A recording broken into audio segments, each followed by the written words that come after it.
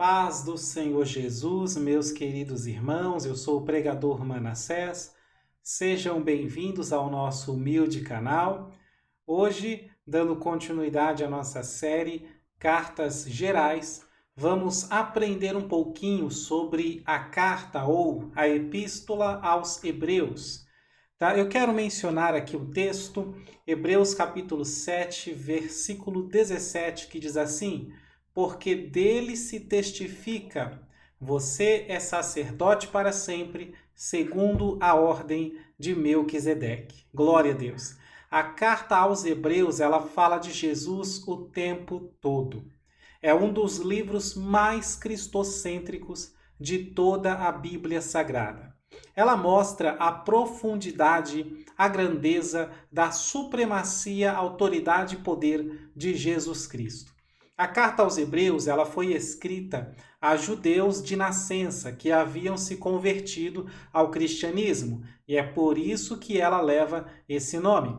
O autor cita vários textos da Septuaginta, que é o Antigo Testamento em grego.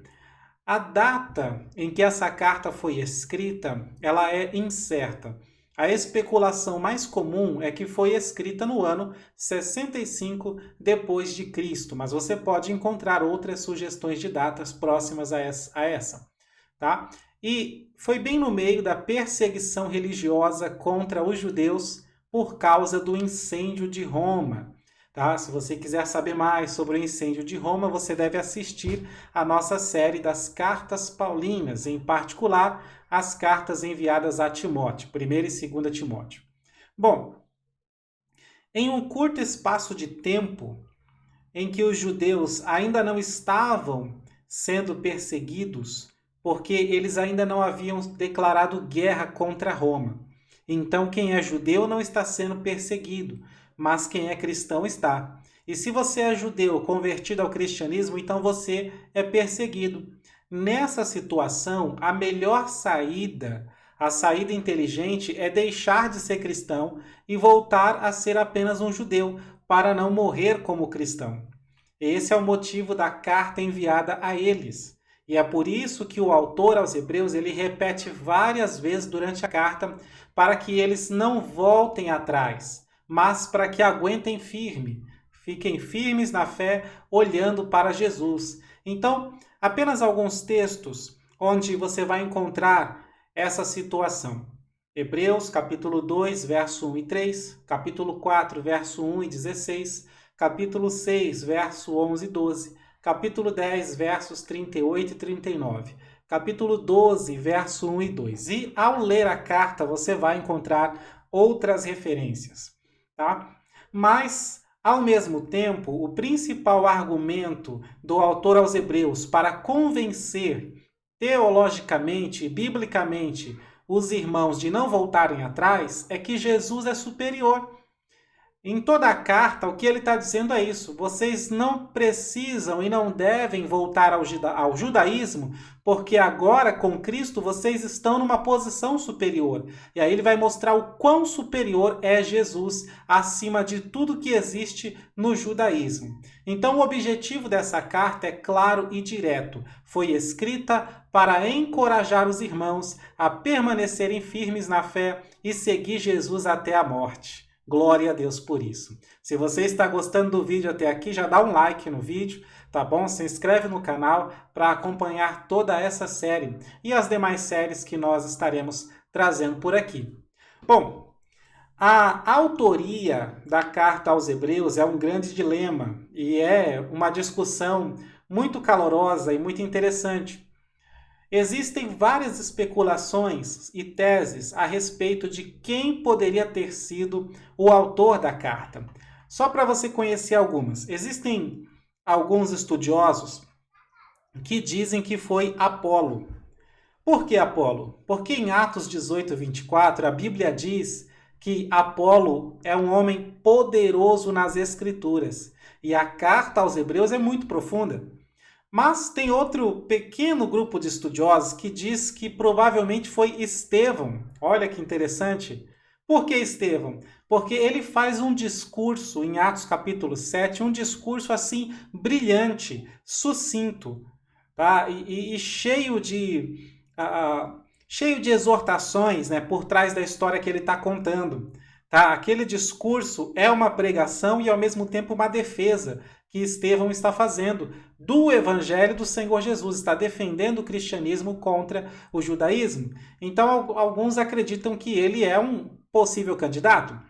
Outro que é especulado para ser o autor é Barnabé, porque foi muito próximo de Paulo, ele quem levantou a Paulo, né, levou Paulo, apresentou para os irmãos. Tá? Ainda existe mais alguém que é especulado para ser o autor dessa carta, que é o Silas. O Silas ele é conhecido por ser alguém versado no grego, e a carta aos Hebreus está muito bem escrita. Então, o Silas, que andava com Paulo, é também uma possibilidade. Talvez ele tenha sido o autor da carta.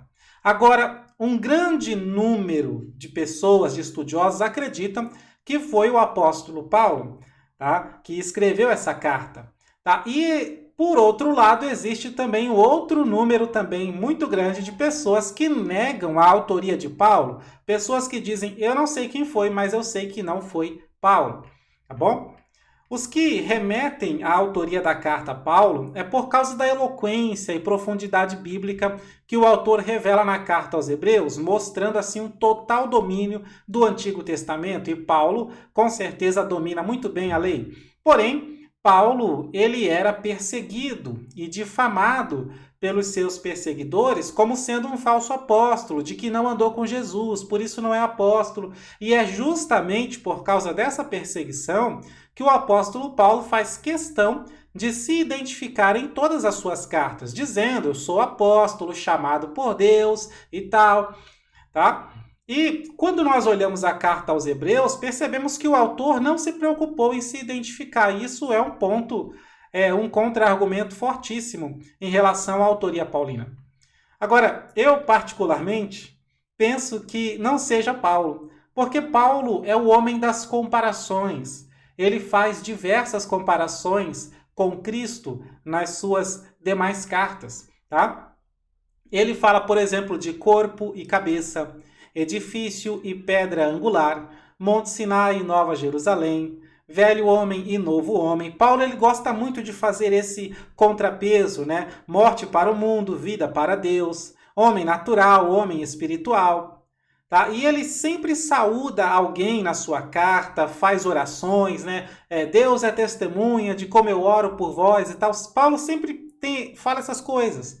Aí ele elogia, corrige. Agora, o autor aos Hebreus, não, ele está um pouquinho longe desse costume paulino. Ele é um exegeta. Ele não faz comparações. Ele pega os textos do Antigo Testamento e os interpreta exegeticamente, ligando vários textos, mostrando como esses textos apontam para Jesus Cristo. E apontam para um Cristo muito superior ao que chama-se judaísmo. Enquanto Paulo é um pregador expositivo, muito bom, que costuma usar uma passagem só nas suas ministrações, ou então ele usa um assunto só, argumentando pela lógica, sem fazer um monte de citações volumosas do Antigo Testamento, como nós vemos na primeira carta aos Coríntios, leia o capítulo 10 inteiro de 1 Coríntios. É uma pregação do apóstolo Paulo. Você vai ver que é uma pregação bem diferente das mensagens que temos na carta aos Hebreus. Veja o capítulo 13, é outra pregação sobre o amor. Veja o capítulo 15, é outra pregação sobre a ressurreição. E você vai ver que são pregações bem diferentes da forma de argumentar que nós vemos na carta aos Hebreus. O autor aos Hebreus, ele é alguém que usa e abusa dos salmos. Tá? Eu me atrevo a dizer que o livro favorito do autor aos Hebreus é o livro de Salmos, porque ele cita Salmos o tempo todo na sua carta. E aí ele faz ligações com várias outras passagens que estão espalhadas pelo Antigo Testamento para provar o seu ponto. O autor aos Hebreus, ele foi com certeza um rabino judeu, um mestre, porque ele usa o tempo todo a principal forma de argumentação judaica da época. E qual é? É falar de prioridades, de maior e menor. Tá? Isso é uma argumentação daquela época muito comum, de você falar o que é mais importante, né? E comparar com aquilo que não é, e mostrar por que é mais importante. E Jesus mesmo fazia isso. Veja Mateus 6,25, Mateus 10,37. Só alguns exemplos, você vai achar vários outros no Evangelho. Tá? Então, assim, na sua carta, o nosso apóstolo anônimo, o autor aos Hebreus, ele mostra que Jesus é maior que os anjos, Hebreus capítulo 1 e 2. Jesus é maior que Moisés, Hebreus capítulo 3. Jesus é maior que Josué e o sábado, Hebreus capítulo 4. Jesus é maior que o ministério sacerdotal, Hebreus capítulo 5. Jesus é maior que os sacerdotes da lei, Hebreus capítulo 7. Jesus é maior que a própria lei, Hebreus capítulo 8. O sacrifício de Jesus é maior do que todos os outros sacrifícios do Antigo Testamento, Hebreus capítulos 9 e 10. Então ele está sempre mostrando o quão superior é Jesus para mostrar o quão ridícula é a decisão de querer deixar Jesus. Tá? O quão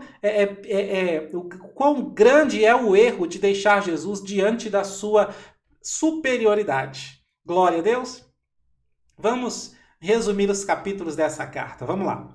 No capítulo 1, ele fala da revelação de Deus que convergiu em Cristo, sendo que agora já não mais precisamos de anjos e profetas para nos comunicar novidades, porque nenhuma novidade existe mais. Agora nós temos Cristo, e Cristo é o alfa e o ômega, é o princípio e o fim. Não tem mais novidade, não tem mais nova revelação. A maior revelação de todas é o Evangelho. É o fato de que Jesus veio morrer por nós, ressuscitou e nós temos agora a oportunidade de salvação gratuitamente disponível a nós. Basta crerem e seguir Jesus. Tá? Então aqui o autor, no capítulo 1, ele já começa de cara o show de citações bíblicas, mostrando pelos salmos como que Cristo é superior aos anjos. No capítulo 2, ele continua essa argumentação e ele conclui que por esta razão nós não podemos voltar atrás. Como assim? Porque Jesus é superior aos anjos, então não podemos voltar ao judaísmo. Por quê? Porque o judaísmo destaca os anjos. Você vai ver que é um monte de anjo que aparece no Antigo Testamento. Anjo que mata 185 mil assírios, anjo que fala com Josué, que fala com Moisés, que fala com Gideão. É um monte de anjo que está aparecendo para lá e para cá. Entendeu? O anjo que fala com Daniel, né? O arcanjo que está lutando lá, o Miguel.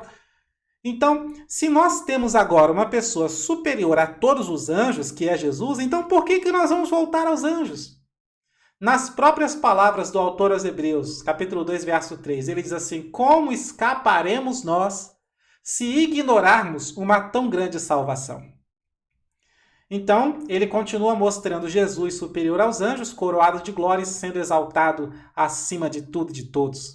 No capítulo 3, é a vez de Moisés se curvar diante do Messias. O autor, claro, não tira o mérito de Moisés, lembrando que Moisés foi fiel em toda a casa de Deus. Veja o verso 2, Hebreus 3:2, compare com Números 12:7. Porém, Cristo é aquele que estabeleceu a casa. Veja o verso 3. Moisés ele é fiel a toda a casa de Deus, como servo, mas Jesus é o motivo da casa existir e é fiel a toda a casa de Deus como filho. No capítulo 4, nós vemos Josué e o sábado se curvando diante de Cristo, pois enquanto o repouso de Josué foi temporário e já acabou, o repouso de Cristo é eterno, e a função do sábado é lembrar isso. A função do sábado é lembrar que ainda resta um repouso para o povo de Deus. E é importante lembrar também um detalhe: a palavra repouso e descanso que aparecem no Novo Testamento, no original hebraico se referem no original hebraico ou grego se refere ao dia de sábado, porque para o judeu, sábado significa descanso, repouso significa sábado, ou melhor dizendo, Shabat, porque no nosso idioma sábado significa dia de Saturno, né? Mas Shabat, que é a palavra original no hebraico, Shabat significa descanso, ok? Então, o autor ele está explicando que nós que cremos em Deus já entramos no sábado. Você crê em Jesus, você já entrou no sábado. Veja Hebreus 4, verso 3, está bem claro.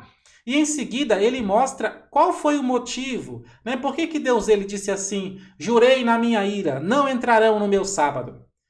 Ele está mostrando que quando Deus faz isso, a porta do sábado foi fechada, espiritualmente falando, a porta do céu. Tá? Porque o povo não conseguiu guardar a lei como deveria, porque Deus desposou o povo para casar com ele, mas o povo rejeitou várias vezes. Mas Jesus, quando veio, ele abriu novamente a porta do sábado para nós, ou seja, a porta do céu. Tá? Como diz no verso 7, e de novo determina certo dia, hoje, falando por Davi, muito tempo depois, segundo antes tinha sido declarado, hoje, se ouvirem a sua voz, não endureçam o coração. E do que ele está falando? Ele está dizendo, nós ouvimos a sua voz, não podemos rejeitar. Como assim ouvimos a sua voz? Ouvimos porque nesses últimos dias ele nos falou pelo Filho. Veja Hebreus capítulo 1, verso 1. Por isso, não endureçam o coração para que possam entrar no sábado eterno de Deus. Aleluia. No capítulo 5, agora, o autor aos Hebreus ele mostra como Jesus Cristo é superior ao ministério sacerdotal da antiga aliança. Ele começa mostrando que Cristo não se fez sacerdote a si mesmo, tá? Mas ele foi feito sacerdote por Deus. Assim como Arão foi chamado por Deus, Cristo também foi. Veja, capítulo 5, versos 4 ao 7. E como é difícil para o judeu entender isso. Entender o quê? De que os seus sacerdotes levíticos foram descontinuados, foram despedidos por Cristo. Agora, nem Anás, nem Caifás é alguma coisa, mas somente Cristo. E por causa dessa dificuldade em entender a mudança, é que o autor os exorta sobre seu progresso atrasado na fé. Veja os versos 11 a 14. No capítulo 6, agora, ele faz um discurso exortando-os a progredir na fé. Vocês têm que progredir na fé. E progredir na fé, conforme o autor aos Hebreus, é conhecer mais o Senhor Jesus, que concorda com o apóstolo Pedro. Antes crescei na graça e no conhecimento. Qualquer graça, qualquer conhecimento, não. A graça e conhecimento do Senhor Jesus. Então ele exorta agora no capítulo 6 a progredir na fé, avisando um detalhe importante. Existe um risco de não aprender mais da palavra e se aprofundar. Qual é esse risco? É o risco de cair na apostasia. Ou seja, quem não cresce na graça e no conhecimento, quando vem a perseguição, tem grande chance de desviar. E o autor sabe que os irmãos estão em perseguição nesse exato momento. Isso porque a perseguição ela te força a buscar mais a Deus. E se você desistir de buscar mais a Deus para ser forte e suportar a perseguição, você acaba tomando a decisão de voltar atrás. E todo mundo que toma a decisão de voltar atrás acaba sempre na mesma situação. Começa a culpar Deus. Começa a colocar Deus como culpado. Eu não fiquei firme porque Deus não me manteve firme, porque Deus não atendeu minhas orações, porque Deus não fez isso, porque Deus não me protegeu, porque Deus deixou a perseguição me pegar. Então, quando a pessoa começa a colocar a culpa em Deus, isso é o começo da apostasia. No capítulo 7, temos agora a incrível exegese que revela como Jesus é sumo sacerdote de uma ordem sacerdotal superior à ordem levítica, e revela que o sacerdócio levítico teve fim, mas o de Cristo permanece para sempre. No capítulo 8, vemos como Jesus é superior também à lei, e o seu argumento é simples, mas fortíssimo. Qual que é o argumento dele? É que Jesus é sumo sacerdote no céu, onde está a arca verdadeira, no tabernáculo de Deus, não dos homens. Veja os versos 1 e 2 do capítulo 8. Ou seja, o tabernáculo terreno, junto à antiga aliança, é só uma figura do verdadeiro que está nos céus. Veja o verso 5. No capítulo 9, nós vemos como que a oferta de Cristo, o sangue de Cristo, o sacrifício de Cristo é superior a qualquer outro sacrifício, tá? Seja o bode mais perfeito, o cordeiro mais perfeito, a ovelha, a pombinha. O de Cristo e o derramar do seu sangue é superior a qualquer outro sacrifício. E o sangue dele é superior até mesmo o sangue de Abel, que era totalmente inocente, tá? Que nunca fez nada contra o seu irmão. Ok? Então, tudo em Cristo é superior. Então ele mostra isso no capítulo 9, como que o sacrifício de Jesus, além de ser superior, é eterno. Por quê?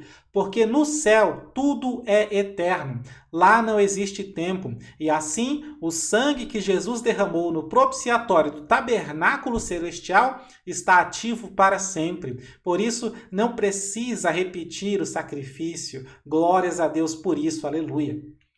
No capítulo 10, o autor ele destaca o privilégio que temos todos nós.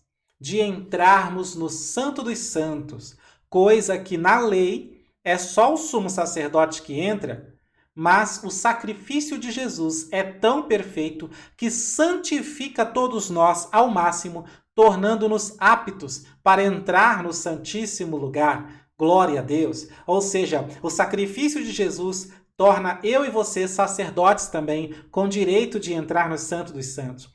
No capítulo 10, ele também alerta sobre o perigo de retroceder, isto é, voltar ao judaísmo, e começa a falar da importância da fé para avançar e vencer com Jesus, dando uma introdução para mostrar o exemplo dos heróis da fé no próximo capítulo. É importante lembrar que o texto original não tem capítulos. Os capítulos foram adicionados depois para facilitar a localização dos textos. Tá bom? Então, no original, é um livro só, direto ali, uma argumentação que ele está fazendo. E é por isso que, no capítulo 11, o verso 1 é uma conclusão da argumentação que ele fez no final do capítulo 10. Quando ele diz assim, ora, a fé é a certeza das coisas que se esperam e a prova daquilo que não se vê. Ele está concluindo o que ele acabou de falar no capítulo 10, sobre a importância de se manter firme para a salvação. E é por isso que ele dá uma definição de fé, mostrando que a fé leva à salvação. E após ele definir a fé, no capítulo 11, ele traz agora uma prova, né, de como que a fé leva à salvação, mostrando ali a vida de homens e mulheres de Deus do passado, que nós chamamos hoje de heróis da fé, mostrando como que a fé deles os fez avançar e vencer, e por isso eles estão contados como homens de Deus, homens de fé. Glória a Deus. No capítulo 12, o autor, ele agora nos desafia a correr igual os heróis da fé, a carreira que nos está proposta. Veja o verso 1. E ele dá uma dica. A corrida da fé que nos faz avançar e vencer é olhando para Jesus. E isso nos faz lembrar do apóstolo Pedro andando sobre as águas, né? E quando parou de olhar para Jesus, ele afundou. Bom, e agora, depois de muita interpretação e exegese, o autor fala mais e melhor das perseguições, anima, consola, encoraja o povo a enfrentar as perseguições e não esmurecer. Isso tudo no capítulo 12. No capítulo 13, ele já sabe que está terminando a sua carta e agora ele traz uma lista de mandamentos. Tá? No capítulo 13 você vai achar vários mandamentos. Ele fala dos deveres sociais, os espirituais, ele faz recomendações pessoais e Timóteo é mencionado, Hebreus 13, 23. E a citação de Timóteo nessa carta faz com que muitos pensem que o autor da carta é o apóstolo Paulo. Mas é importante você verificar essa citação. Veja que ela revela que o autor aos Hebreus ele esperava viajar junto com Timóteo, como alguém que vai aproveitar carona. Entendeu? Ou seja, ele sabe para onde Timóteo vai e ele está esperando Timóteo para ir junto com ele até a igreja ver os irmãos. E isso daí é diferente do que o apóstolo Paulo faz, porque o apóstolo Paulo ele não vai junto com o Timóteo. O apóstolo Paulo ele envia Timóteo até as igrejas e é o Timóteo que vem até o apóstolo Paulo para andar junto com ele.